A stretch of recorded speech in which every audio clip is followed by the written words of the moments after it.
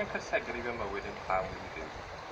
Ymunais â'r mynachod yma bron 4 mlynedd yn ôl, a dewisais yn enw Michael yn teyrnged i'r saint y mae'r eglwys hon wedi eich cysegru iddo. Roeddwn i mewn cyfnod gwael ar y pryd, oherwydd yr holl helynt yn yr ardal. Roedd yn anodd cael gwael, ac roeddwn i bron a llwgi. Mae'r problemau i gyd oherwydd rhywun o'r enw Owen Lindŵr. Fe gododd gyffro fisg Cymru a chynnal ymgyrchoedd erbyn y Saeson. Mae'n dweud mai fe yw ei tywysog. Dyna pam y mae'r Priordy'n edrych fel castell, yr waliau uchel yno i gadw'r Cymru allan. Fe ddylwn i ddweud rhywbeth wrthych chi am y Priordy ar hyn yr ydym yn ei wneud. Mae'r Priordy wedi bod yma am 250 neu fwy o flynyddoedd, ac roedd eglwys yma cyn i hynny. Sefydlwyd y Priordy tua 1116. Rhoddwyd y tir gan William o Lundain ar gyfer ein hirf Benedictau fel cangen o Batw San Peder yn Carloiw. Mae'r abad yn ymweld â ni o bryd i bryd. Mae'n defnyddio'r hen ffordd Rufeinig o Loegr, fi a Julia dim ni'n galw i gyrraedd yma.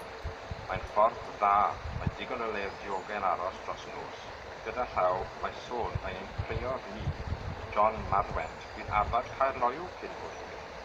Bydd newidiadau yma wedyn yn sicr. Mae ein bywyd yma'n canolbwyntio ar yr opus Dei, a ddoli Duw. Rydym yn treulio 8 cyfnod yn gweddio bob dydd. Y cyntaf am 2 yn y bore a'r olaf am 8 y nos.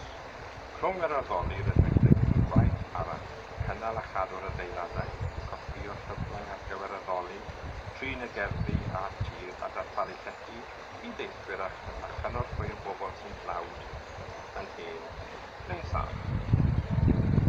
Mae'n gweithio i'r Seneddw, y brawd Peter, fe sy'n gyfalu am y bwyd a'r diod, ac mae'n rhaid i mi ddweud, mae'n gwneud gwaith da. Mae digon i'w gael bob amser. Mae'n rhai bobl lleol yn cwyno oherwydd ein bod ni'n byw mor dda, ac yn dweud y dylen ni byw yn y gweithio.